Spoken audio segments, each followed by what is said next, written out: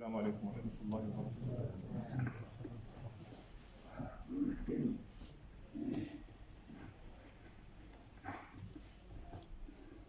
الله أكبر الله أكبر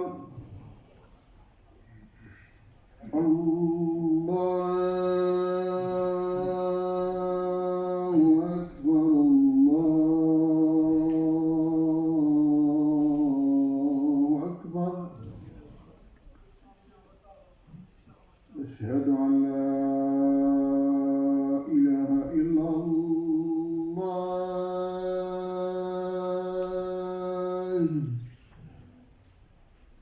أشهد أن لا إله إلا الله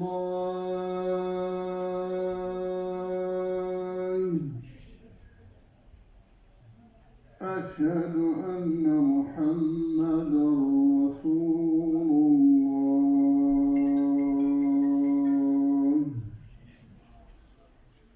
أشهد أن محمدا رسول الله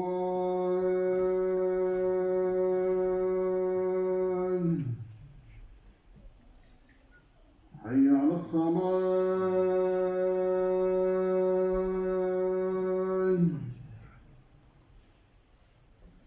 حي على الصلاة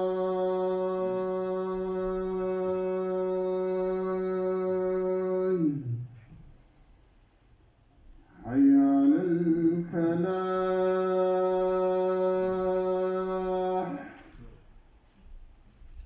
حي على الفلاح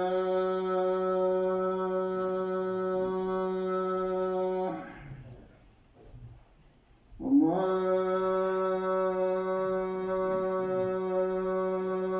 أكبر الله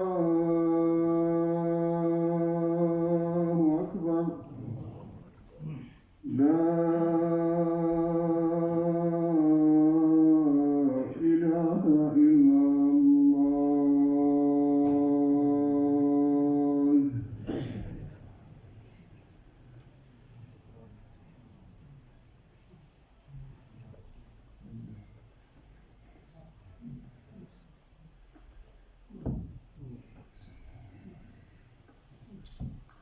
الحمد لله إن الحمد لله نحمده ونستعينه ونستهديه ونشكره ونستغفره ونتوب إليه.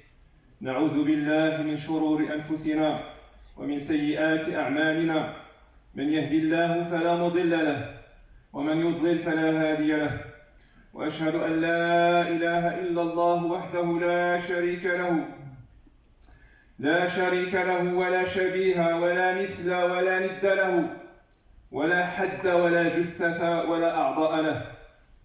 وأشهد أن سيدنا وحبيبنا وعظيمنا وقائدنا وقرة أعيننا محمدا عبده ورسوله وصفيه وحبيبه، من بعثه الله رحمة للعالمين هاديا ومبشرا ونذيرا. اللهم صل وسلم على سيدنا محمد الداعي إلى الخير والرشاد، الذي سن للأمة طريق الفلاح وبين لها سبل النجاح، وعلى آله وصحبه الأبرار. أما بعد عباد الله، فإني أوصيكم ونفسي بتقوى الله العلي العظيم القائل في كتابه العزيز: ألم نجعل له عينين ولسانا وشفتين. فذكر الله سبحانه وتعالى في هذه الآية، ذكر نعمه على الإنسان بأن الله سبحانه وتعالى جعل له عينين يبصر بها، عينان يبصر بها المرئيات، وجعل له لسانا يعبر به عما في ضميره، عما في عقله، عما في قلبه. وجعل له شفتين يستر بها ثغره، ويستعين بها على النطق والأكل والشرب والنفخ. قال تعالى: وهديناه النجدين. Mes frères de foi, Allah subhanahu wa ta'ala dit, quand à la parole de Allah subhanahu wa ta'ala, il signifie que Allah, lui, a montré la voie de bien et la voie de mal. وَهَدَيْنَاهُ النَّجْدَيْنِ, les voies qui mènent au paradis ou à l'enfer. Il a été dit aussi que cette ayah a été révélée au sujet de Al-Walid ibn al-Mughira, l'un des grands mécréants de Quraysh, qui n'avait pas observé ce qu'il avait eux comme obligation à l'égard de Allah Ta'ala. Il n'avait donc pas été reconnaissant envers Allah Subhanahu wa Ta'ala pour ce qu'il lui avait accordé comme bienfait. Il avait mécru en celui qui fait parvenir tout bienfait. إخوة الإيمان, إن اللسان نعمة عظيمة موجبة لشكر المنعم.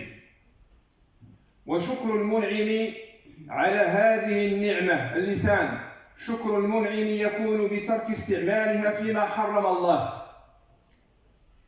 ومن الناس من لا يشكر الله على هذه النعمة، من الناس من لا يشكر الله على هذه النعمة، نعمة اللسان، فيطلقون ألسنتهم بما لا يجوز لهم النطق به، وكثير ما هم. ومن ذلك إخوة الإيمان هذا اللسان، من ذلك إخوة الإيمان الكذب وشتم المسلم بغير حق، الكذب وشتم المسلم بغير حق، والغيبة والنميمة، وإشعال الفتنة بين المسلمين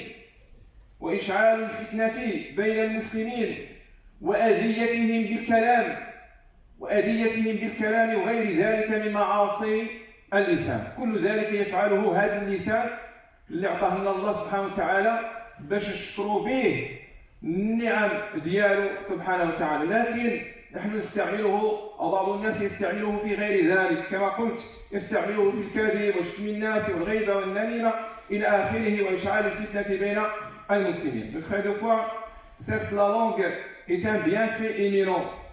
Il est donc un devoir d'être reconnaissant envers celui qui fait parvenir ce bienfait. Et la reconnaissance envers lui au sujet de ce bienfait se fait en se gardant de l'utiliser dans ce que Allah a interdit. Il y a parmi les gens ceux qui ne sont pas reconnaissants pour ce bienfait et qui utilisent leur langue pour prononcer ce que ne leur est pas permis de dire, et combien ils sont nombreux à le faire.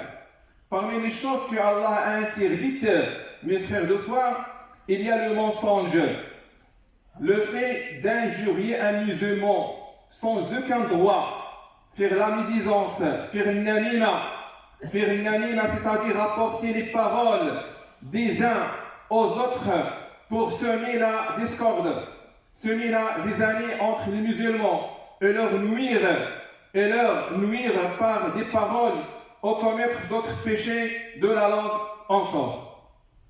ومنهم إخوة الإيمان من يصل إلى أكبر الظلم، هذا ظلم، لكن من يصل إلى فعل أكثر من ذلك، ألا وهو الكفر والعياذ بالله.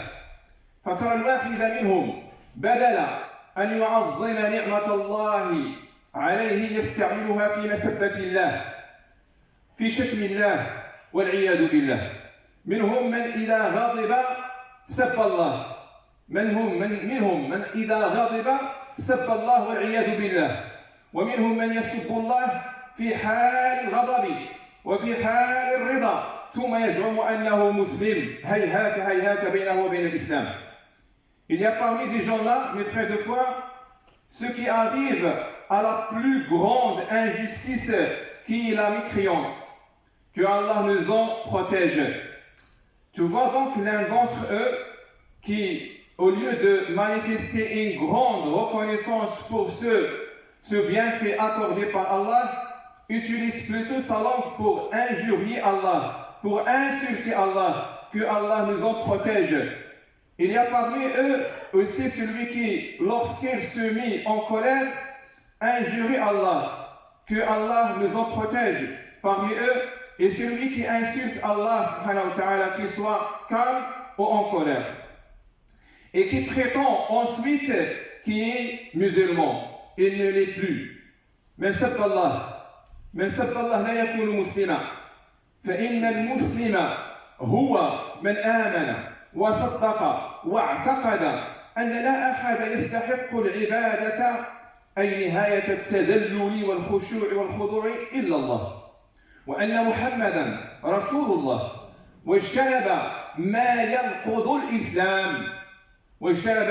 الإسلام المسلم من عقد قلبه على تعظيم الله هذا هو المسلم على تعظيم الله الواحد الأحد التعظيم الواجب على الدوام وأما من سب الله فهذا لا يكون معظما لله من سب الله خرج من الإسلام وصار والعياذ بالله من ملة الكفر ولا يقبل قوله بعد ذلك بعد ذلك يقول أنا غضبان قلتها في حالة الغضب وأنا لم أرد به كفرا إلى آخر من هذه الأقوال. Celui qui a injuré Allah n'est pas musulman.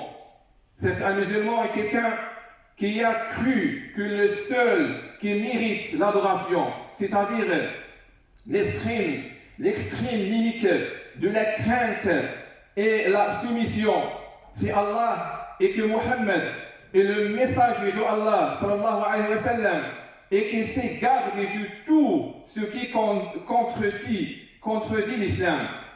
Un musulman, c'est quelqu'un qui a attaché son cœur à vénérer Allah, Al-Wahid, Al-Ahad, de la vénération qui est obligatoire en permanence, quand à celui qui prophète des blasphèmes à l'encontre de Allah, celui-là n'est pas quelqu'un qui vénère Allah. Celui qui a insulté Allah est sorti de l'islam et s'est retrouvé en nombre des mécréants et l'on n'accepte pas de lui après cela sa parole quand il dit « Mais moi j'étais en colère et je ne voulais pas commettre la mécréance ». فقد بين علماء الإسلام إخوة الإيمان أن كون الشخص غاضبا لا ينجيه من الوقوع. هذا ماشي سبب يقول لك أنا كنت غضبان وقلت هذه الكلمة. هذا الكلام الشخص الذي يقول ذلك وهو في حالة الغضب لا ينجيه من الوقوع في الكفر إن تعمد النطق بالكفر أي إن لم يكن حصول ذلك منه عن سبق لسان يعني زلة لسان. إلى زلة لسان ممكن لكن إن تعمد ذلك قد خرج من ملة الإسلام والعياذ بالله. فقد نقل الحافظ النووي عن علماء الحنفية وأقرهم على ذلك أنه لو غضب إنسان على ولده أو غلامه فضربه ضربا شديدا فقال له شخص آخر ألست مسلما؟ يعني ألست مسلما تضرب هذا الولد هذا الضرب يعني ضرب مبرح ألست مسلما؟ فيقول هذا الإنسان لا متعمدا يعني كأنه يقول أنا لست مسلما.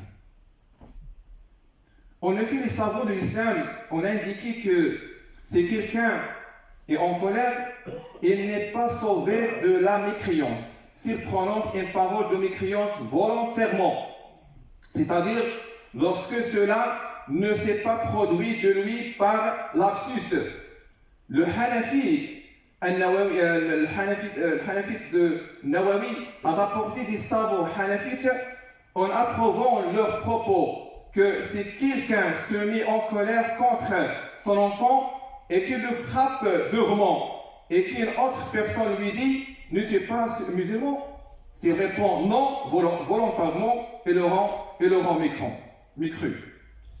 ومعنى كلام هؤلاء العلماء عباد الله أن المسلم إذا غضب غضبا شديدا على ولده فضربه ضربا شديدا بسبب شدة غضبه فقال له شخص آخر كيف تضربه بهذه القسوة؟ ألست مسلما؟ لأن من شأن المسلم أن يكون رحيما ولا يتمادى في الضرب الشديد للولد وإن كان الشخص غاضبا فكان جواب الضارب لا أي لست مسلما من غير سبق لسان ومن غير أن يفقد وعيه فيجن فإنه يكفر ويكون غضبه عذرا له. La signification de la parole de ces savants et que c'est un musulman se met dans une grande colère contre son enfant et le frappe durement à cause de sa grande colère, et que quelqu'un d'autre lui dit « Alors comment le frappes-tu aussi durement? N'es-tu pas musulman ?» Car être miséricordieux et ne pas se laisser aller à frapper durement un enfant, même si on est en colère, cela fait partie de ce qui est digne d'un musulman. Par sa réponse, non, sans que cela soit par lapsus, ni en ayant perdu la raison de sorte à être fou. Celui qui a frappé a dit qu'il n'est pas musulman, il a commis ainsi de la mécréance et sa colère n'est pas une excuse pour lui.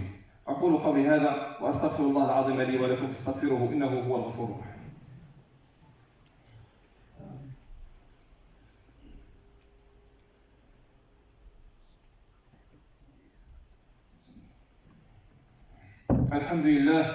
الحمد لله والصلاة والسلام على حبيبنا محمد وعلى آله وصحبه وسلم تسليما كثيرا إلى يوم الدين. أما بعد عباد الله، انتبهوا معي إخوة الإيمان، انتبهوا إخوة الإيمان إلى مسبة الله. مسبة الله ليست مقصورة على الألفاظ السفيهة المعروفة بين السوقة وأهل السفاهة، منهم من يلعن الله، يقول لك أعوذ بالله يلعن الله سبحانه وتعالى ويسب الله سبحانه وتعالى والعياذ بالله. فهذا كله والعياذ بالله يخرج الإنسان بطريقة غير مباشرة عن الله. ولا تغتروا إخوة الإيمان بقول بعض الناس بأن الذي يسب الله بلسانه لا يكفر ولا يخرج من الإسلام إن لم يقصد الخروج من الإسلام وكان قلبه مؤمنا، أو أن نسب الله مازحا. ما كانش نمزح مع هذه الأشياء، ما كانش نمزح مع هذه الأشياء. أن من سب الله مازحا لا يواخذ، فإن هذا الكلام كله باطل باطل باطل.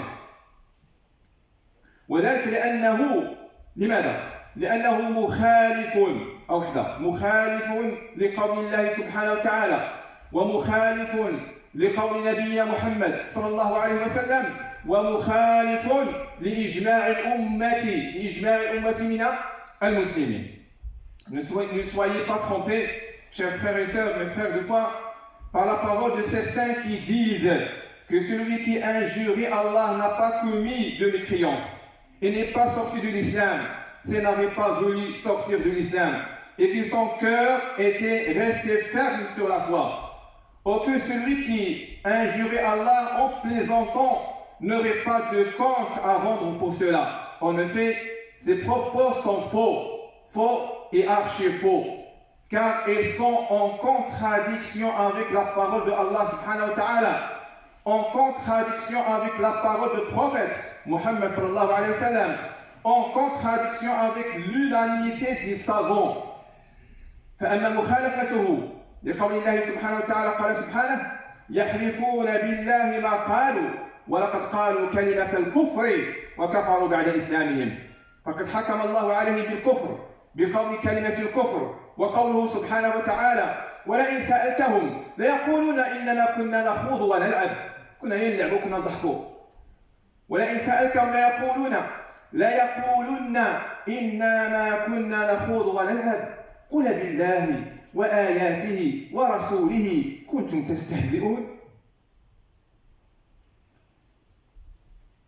وأما مخالفته لقول النبي صلى الله عليه وسلم، قول النبي صلى الله عليه وسلم في الحديث قال إن العبد، اسمعوا معي هذا الحديث تاع النبي صلى الله عليه وسلم، إن العبد لا يتكلم بالكلمة، كيقولوا شي كلمة لا يرى بها بأسا، كتخرج من الفم ديالو لكن ما كيعطيها أي قيمة، كيخرج ويقول شي كلمة، أي كلمة ربما يعصي الله، ربما يقول شي كلمة فيها كفر إلى آخره، لا يرى بها بأسا يهوي بها، هذه الكلمة تهوي به أو يهوي بها إلى نار جهنم، أو في نار جهنم 70 خريفا، 70 عام ينزل بها إلى نار جهنم بسبب واحد الكلمة قالها، والعياذ بالله.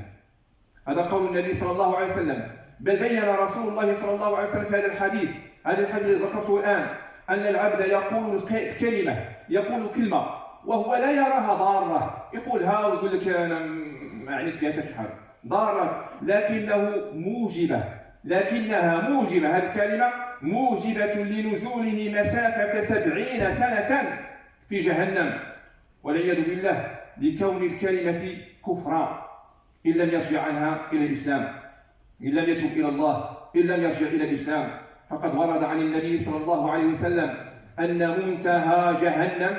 منتهى جهنم مسافة 70 عاما، وهذا المكان والعياذ بالله لا يصل إليه إلا من يعني أشرك بالله وكفر بالله. Quant à la contradiction avec la parole du prophète Mohammed sallallahu alayhi wa sallam, il a été rapporté que le prophète sallallahu alayhi wa sallam a dit ce qui signifie: certes, il arrive que quelqu'un dise une parole dans laquelle il ne voit pas de mal, mais à cause de laquelle il chutera en enfer pendant 60 ans, 70 autant. Le messager d'Allah sallallahu alayhi wa sallam a donc indiqué dans ce hadith qu'il est possible que quelqu'un dise une parole qu'il ne voit pas comme étant nuisible pour lui-même, mais que le fera chuter pendant 70 ans en enfer, de fait que sa parole était de la mécréance. S'il ne revient pas à l'islam. Il est rapporté le prophète Mohammed sallallahu alayhi wa sallam que le fond de l'enfer est une distance de 70 ans du shirk والعياذ بالله. وأما مخالفة الإجماع فقد نقل القاضي عياض المالكي إجماع الأمة على كفر من سب الله. إجماع المسلمين أجمعوا على أن من سب الله حيث قال في كتابه الشفاء بتعريف حقوق المصطفى. هذا القاضي عياض عنده واحد الكتاب سميتو الشفاء بتعريف، اللي بغى يرجع له، اللي بغى يقرأ راه فيه هذه المسألة. قال هذا معروف الكتاب، كتاب الشفاء بتعريف حقوق المصطفى. قال: لا خلاف أن من ساب الله تعالى من المسلمين كافر. هكذا قال، انتهى كلامه.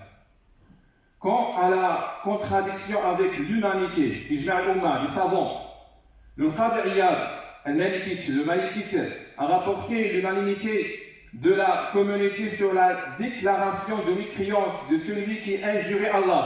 Lorsqu'il a dit dans son livre Al-Shifa, il a dit: il n'est pas de divergence que celui qui insulte Allah Ta'ala parmi les musulmans est devenu mécréant.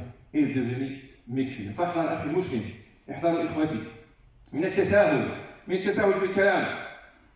إنسان يوزن الكلام ديالو من بغى يتكلم، يوزن الكلام ديالو من بغى يتكلم.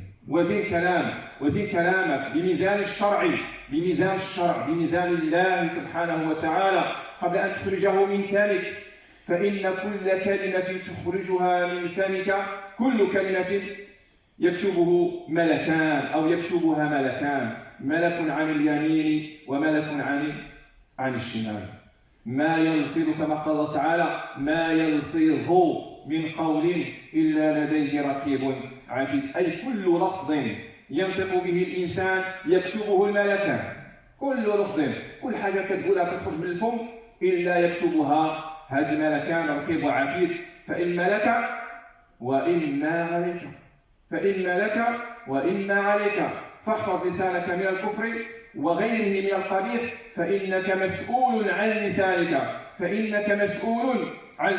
Alors prends bien garde, mon frère musulman, de tomber dans le laisser aller dans la parole et baise des paroles avec la balance de la loi de l'islam avant de les prononcer, car tout ce que l'esclave dit volontairement, il est inscrit par les deux anges. Notre Seigneur Allah subhanahu wa ta'ala dit ce que signifie par une parole qu'il prononce sans qu'elle est auprès de lui, raqib et atid, c'est-à-dire que toutes les paroles que l'être humain dit, les anges raqib et atid les inscrivent. Ils seront donc soit en ta faveur, soit contre toi. Alors protège ta langue de dire la mécréance, et d'autres choses l'aident encore, car certes tu es responsable de ta langue. Je demande à Allah subhanahu wa ta'ala qu'il nous protège afin de rester sur l'islam qui protège nos organes de tomber dans la désobéissance à Allah. Certes, ne réussira que celui à qui Allah accorde la réussite. اللهم احفظ لساننا، اللهم احفظنا على الإسلام، واحفظ جوارحنا من الوقوع في معصية الله يا رب العالمين. اللهم تقبل منا قيامنا وركوعنا وصلاتنا، واجعل أعمالنا كلها خالصة لوجهك الكريم. اللهم ارحمنا وارحم والدينا، وارحم من علمنا، وارحم من سبقنا بالإيمان، وارحم بفضلك جميع المسلمين والمسلمات، المؤمنين والمؤمنات، الأحياء منهم والأموات، إنك سميع قريب مجيب الدعوات. ربنا ظلمنا أنفسنا وإن لم تغفر لنا وترحمنا لنكونن من الخاسرين. ربنا آمنا بما أنزلت واتبعنا الرسول فاكتبنا مع الشاهدين. ربنا آتنا في الدنيا حسنة وفي الآخرة حسنة وقنا عذاب النار. ربنا لا تؤاخذنا إن نسينا واخطأنا. ربنا ولا تحمل علينا إصرا كما حملته على الذين من قبلنا.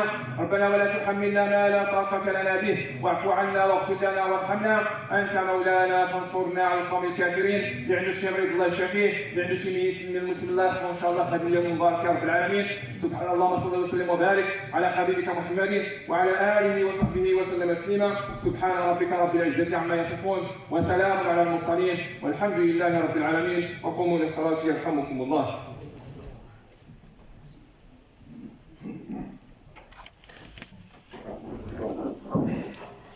الله أكبر الله أكبر، أشهد أن لا إله إلا الله، أشهد أن محمدا رسول الله. حي على الصلاة، حي على الفلاح، قد قامت الصلاة، قد قامت الصلاة. الله أكبر الله أكبر، لا إله إلا الله.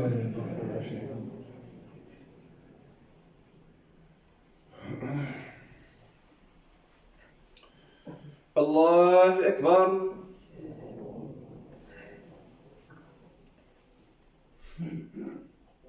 الحمد لله رب العالمين، الرحمن الرحيم، مالك يوم الدين، إياك نعبد وإياك نستعين، اهدنا الصراط المستقيم، صراط الذين أنعمت عليهم غير المغضوب عليهم ولا الضالين.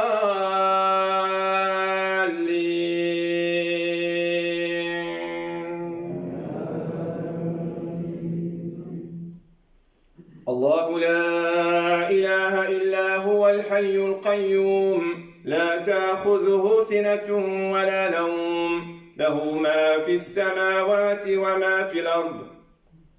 من ذا الذي يشفع عنده إلا بإذنه، يعلم ما بين أيديهم وما خلفهم، ولا يحيطون بشيء من علمه إلا بما شاء. وسع كرسيه السماوات والأرض ولا يؤوده حفظهما وهو العلي العظيم.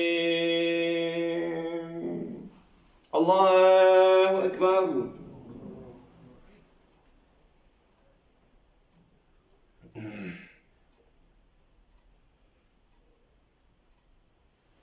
سمع الله لمن حمده.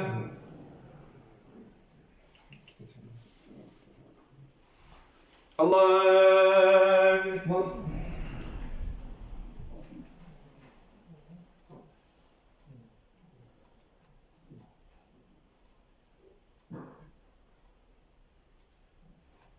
الله أكبر.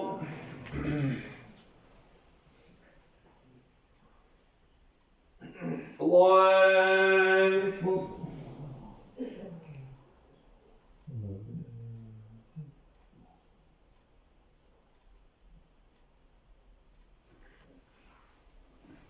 الله أكبر.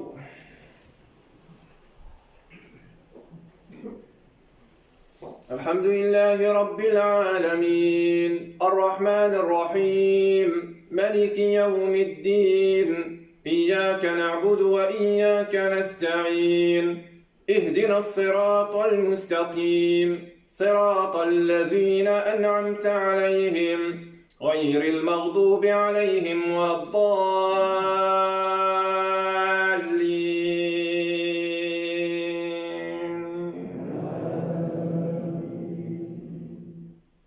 لقد جاءكم رسول من أنفسكم عزيز عليه ما عنتم حريص عليكم بالمؤمنين رؤوف رحيم فإن تولوا فقل حسبي الله لا إله إلا هو عليه توكلت وهو رب العرش العظيم.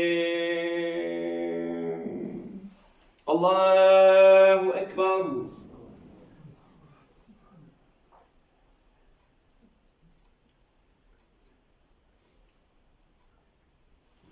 سمع الله لمن حمده.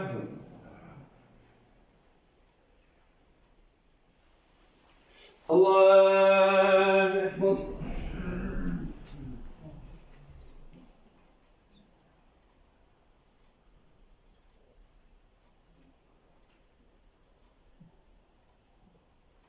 الله أكبر.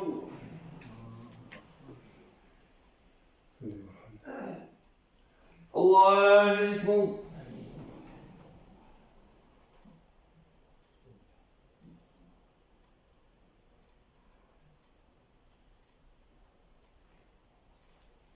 الله أكبر.